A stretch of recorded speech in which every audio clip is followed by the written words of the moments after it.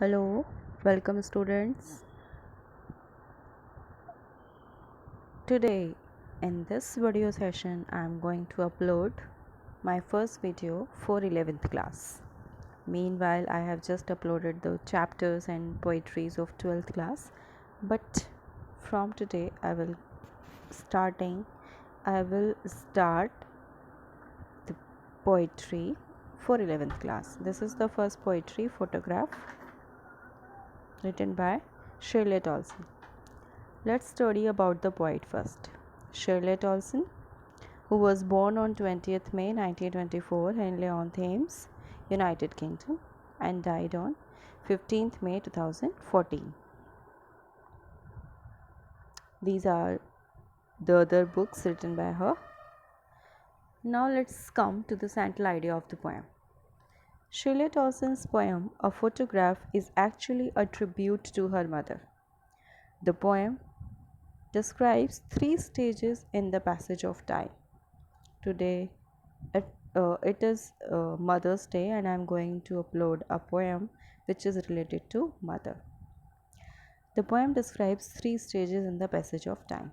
In the first stage, the photograph shows the poet's mother standing at the beach enjoying her holiday with her two girl cousins. Means it was the childhood.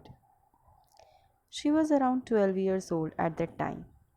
The second stage takes us 20 or 30 years later. The mother would laugh at the way she and her cousins were dressed up for the beach holiday, means the second stage, which is young age. In the third stage, the poet remembers the dead mother with a heavy heart. The photograph revives a nostalgic feeling in the poet. It is the third stage which tells us the ultimate truth of the life, that is death. Stanza 1. Let's read the stanza and the explanation. The cardboard shows me, the first line of the stanza, the poetry starts like that. The cardboard shows me how it was when the two girl cousins went paddling, each one holding one of my mother's hands, and she, the big girl, some 12 years or so. Let's go through the word meanings first. Cardboard, very stiff paperboard on which the photograph was pasted. Paddling means walking through shallow water in with bare feet. Big girl, mother is referred to as the big girl as she was the eldest among the three girls. Now the explanation. An old photograph of the poet's mother, which was pasted on a cardboard, makes the poet recall the old memories of her mother's childhood. She recalls the memories related to her mother's childhood. The photograph is a depiction of her mother's enjoyable moments at a sea beach with her two cousins who were younger to her. They were walking in shallow water with bare feet near the beach. They were enjoying their holiday. The mother of the poetess, was standing in the middle and holding hands of her two cousins who were standing on each side. Why she was standing in the middle? Because she was the elder one. The poet's mother was nearly 12 years old at that time. It shows that the photograph was very old, but the poet has kept it very carefully as it reminded her of the sweet memories of her mother's childhood. The photograph also indicates how enjoyable her mother's childhood was. So the poetess used to see that picture and she used to recall the memories of her mother mostly. Stanza 2. All three stood still to smile through their hair at the uncle with the camera. A sweet face, my mother's, that was before I was born. And the sea, which appears to have changed less, washed their terribly transient feet. The poetry is divided into three stages and three stanzas. So in first stanza we have noticed that the poetess has told us about the childhood stage. The word meanings in this paragraph: still, without movement or shaking. Smile through smiling faces could be seen through their hair, which was flying over their faces. Terribly means extremely.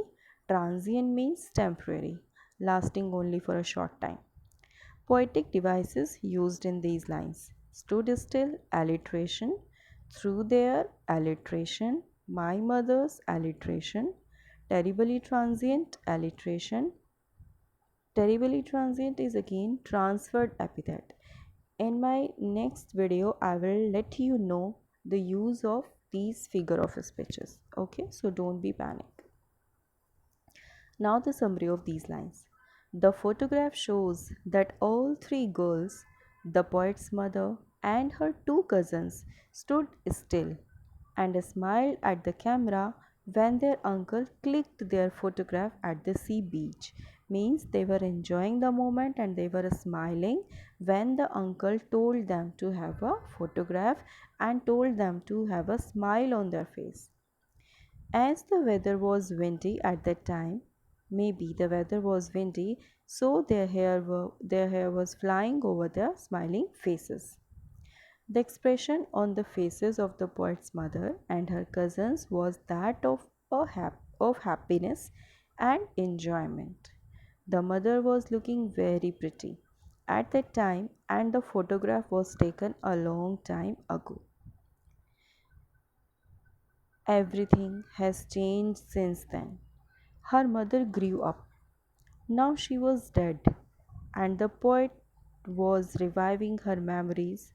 The only thing that has remained unchanged is the sea.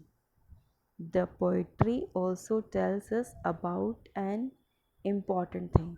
What was that? It is that man and human beings are mortal and natural things are immortal, and it is being mentioned, it is being shown by the use of sea, which is natural thing. Everything has changed since then. The mother grew up and now she was dead, and the poet was reviving her memories. But the thing which remained unchanged is the sea, which was washing the feet of all three girls. At that time, when they were enjoying the sea beach or the holiday, the water of the sea was washing their feet. The mention of the word transient indicates the ever changing lives of human beings, as well as the shortness of their stay on this world, that they stay in this world for a short time, in contrast to the eternity of nature. The girl's life changed drastically during this period, but the sea has not changed. The stanza beautifully explains the transient nature of human beings. Stanza 3rd. Some 20-30 years later, she would laugh at the snapshot. See Betty and Dolly, she would say, and look how they dressed us for the beach. The sea holiday was her past, mine is her laughter. Both worry with the labored ease of loss. Important paragraph. Snapshot is picture, photograph, dressed us, put on clothes, worry, disgusted, labored, achieved after a lot of hard work done with great effort. Ease means comfort. Poetic devices, alliteration, and oxymoron, labored ease. Two opposite words are together. Summary. Even 20-30 years later, the mother would look at the photograph and laugh nostalgically, remembering the happy memories of her past. Mother would look at the photograph and comment on the dresses worn by the cousins Dolly, Betty, and herself. The mother used to tell the poetess that in what way they were being dressed by their parents to enjoy the sea holiday, and she used to take the name of her cousin sisters like Dolly and Betty. Sea holiday was her mother's past. The sea holiday was a past moment, was a pastime for the mother, and her mother's laughter has become a thing of the past for the poetess, as her mother was now dead. The poet still remembers how her mother would laugh at the photograph remembering the sea holiday with a fondness as well as a sense of loss, because that time would never come back. In the same way, poet feels nostalgic, sad, thinking about her mother and her laughter, which has become a thing of the past for them. The words labored and ease are opposite to each other but describe the same anxiety and loss. Means both were suffering some loss. The mother was sad or gloomy because she has lost her young age, she has lost the childhood days, the happiest days which she used to enjoy in her childhood. And the poetess was sad and sorrowful, or she was feeling a kind of grief or pain because her mother was no more. Last stanza. Now she is been dead nearly as many years as that girl lived, and of this circumstance there is nothing to say at all. Its silence silences. What meaning? Circumstances, situation, silences make someone unable to speak. Poetic device again, alliteration, summary. The poet here recalls that it is nearly 12 years since her mother died. The poet is consumed with grief but is left with no words to express her loss and pain. She was speechless, she was wordless, she couldn't have found more words to explain the feelings she had for her mother. The poet is totally absorbed in memories of her dead mother. The painful silence of this situation leaves the poet speechless. The poet can feel the grief but is unable to express it through words.